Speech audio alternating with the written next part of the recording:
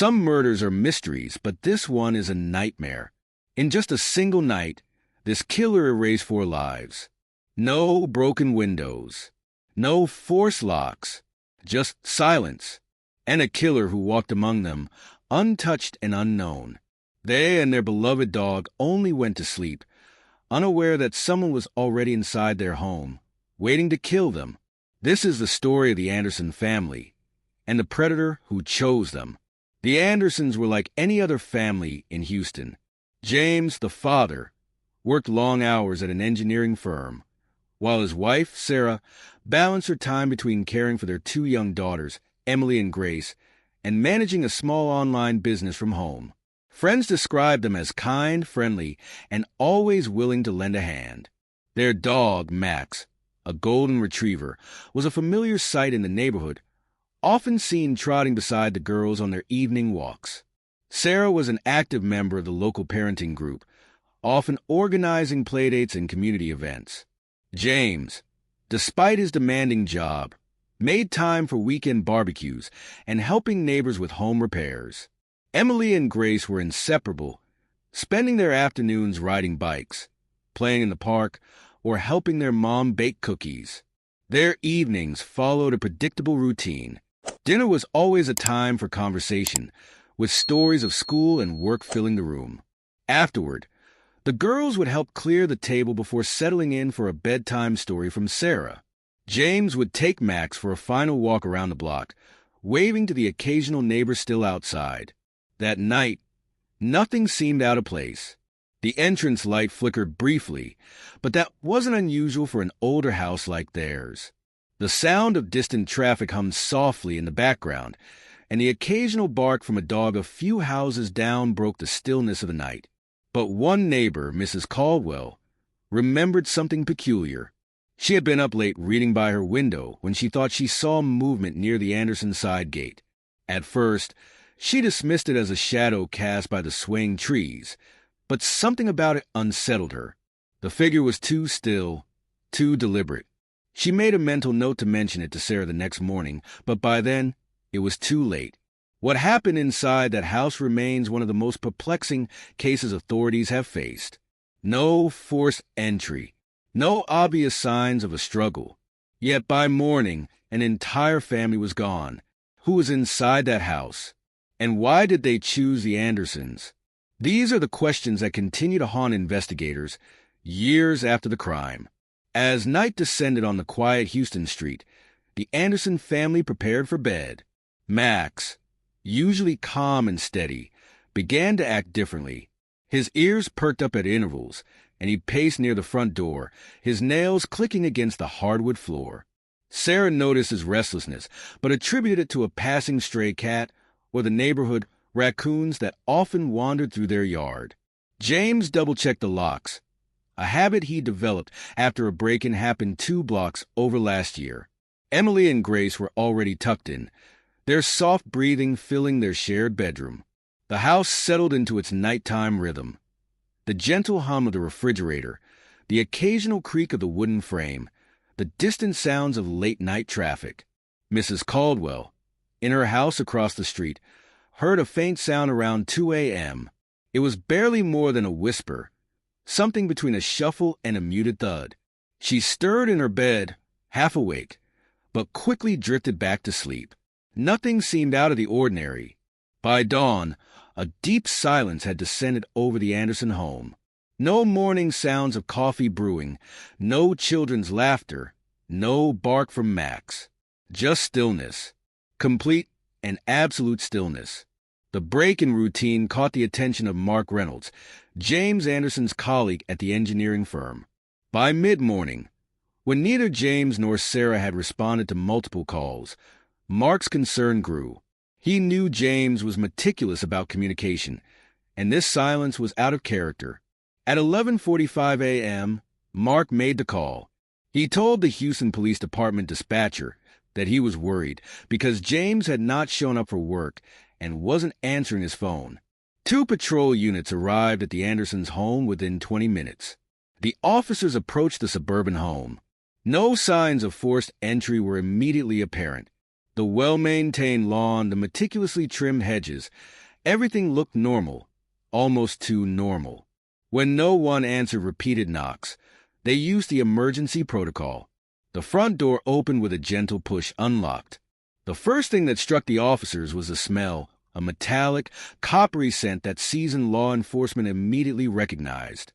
The living room told the first part of the horrific story. Family photo albums were strewn across the coffee table and floor, pages ripped out and scattered. It was as if someone had methodically gone through each album, studying the family's memories with calculated deliberation. Photographs of Emily and Grace's birthdays, family vacations, school performances, all disrupted, examined, then discarded. Max, the family's loyal golden retriever, lay motionless beside Sarah's body in the hallway. His positioning suggested he had tried to defend his family. Multiple defensive wounds marked his golden fur. Blood had dried in complex patterns around him, telling a silent story of struggle and protection. James was found in his home office, slumped over his desk. Sarah lay in the hallway, near the stairs. The girls were in their shared bedroom, still in their pajamas. Each room told a fragment of a nightmare that defied immediate comprehension.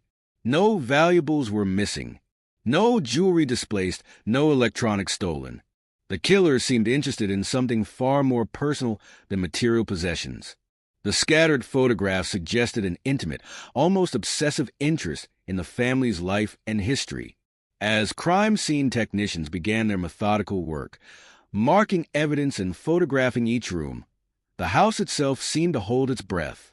What kind of monster would enter a family home and transform it into a crime scene?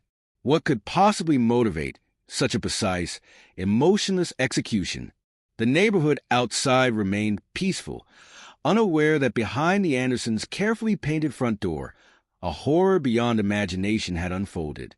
Detective Robert Garrett from the Houston Homicide Unit took lead on the Anderson case. His team worked meticulously, reconstructing every possible moment of the night's events. Forensic analysis revealed something: that the intruder had spent considerable time inside the home. Trace evidence suggested they had moved deliberately through each room, spending an estimated 2 to 3 hours in the house before and after the killings. Fingerprints discovered didn't match any family member or known associates. Preliminary analysis showed they were crisp, suggesting the killer might have worn gloves only intermittently. These partial prints were run through multiple databases, criminal records, military personnel, government employees, but returned no matches. The family's digital footprint became crucial. Phone records showed no unusual calls in the days preceding the murder. Security camera footage from neighboring houses revealed nothing suspicious. No unknown vehicles, no suspicious pedestrians. It was as if the killer had materialized and vanished without a trace. The photo albums became a focal point of the investigation. Pages were turned with systematic precision, certain images seemingly studied more intently than others. Detectives noticed something peculiar. Photographs of the girls seemed to have received extra attention. Some were partially removed, then carefully replaced. Forensic experts collected trace DNA from the scattered photographs. Preliminary results showed mixed genetic material, some belonging to family members, some unidentifiable. The killer had been meticulous but not perfectly careful. Interviews with neighbors produced frustratingly little. Mrs. Caldwell's earlier observation about a shadowy figure near the side gate became the most significant lead. Yet, it remained maddeningly vague. As night fell, the Anderson house stood silent, a crime scene that posed more questions than answers. Someone had entered their home, murdered an entire family, and disappeared into the night, leaving behind nothing but a haunting mystery. The investigation was just beginning, but already it was clear this was no ordinary case. As the investigation deepened, law enforcement explored multiple theories about the Anderson family murders. The absence of forced entry became a critical point of speculation. How had the killer entered the home so seamlessly? Preliminary investigations suggested two primary scenarios. The killer was either someone intimately familiar with the family or an extraordinarily calculated stranger with specific motivations. The methodical examination of family photographs pointed towards a personal connection. Neighbors provided fragmented, yet intriguing testimony. Mrs. Caldwell remembered seeing an unfamiliar figure walking near the Anderson property in the weeks preceding the murder. Her description was maddeningly vague. A tall, slim silhouette, dressed in dark clothing, moving with an unerringly deliberate gait. Detective Garrett's team developed several working theories. First, that it was a targeted revenge, someone with a deep, possibly historical grudge against the family. The careful examination of photographs suggested a personal obsession. Second, possibly a random predator, a serial killer who selected families randomly, with the photo examination being a form of psychological trophy-taking. Third, a professional hit. The precision of the crime suggested someone with training in covert operations, though no clear motive emerged. Security experts noted the lack of forced entry was particularly troubling. This implied either the killer had a key, knew of an undetected entry point, or was led involuntarily. Each possibility opened more questions than answers. Years after the murders, the Anderson case remained an open wound in the Houston community. Extensive investigations by local and federal authorities yielded no breakthrough. The family's extended relatives, aunts, uncles, and cousins continued their private search for answers, holding on to hope that someone would eventually come forward. The Anderson home, a silent witness to the tragedy, was eventually sold to a new family. Neighborhood rumors persisted about strange occurrences, unexplained sounds, shadowy figures glimpsed through windows, an inexplicable sense of unease that seemed to permeate the property. Private investigators hired by the family continued to pursue leads, but each promising thread eventually unraveled. The killer had executed a perfect crime, leaving behind no definitive trace, no clear connection, nothing but unanswered questions. Detective Robert Garrett, now retired, still kept a file on the case. In quiet moments, he would revisit the evidence, searching for the missing piece that could unlock the mystery of that terrible night. Some theories suggested the killer might strike again.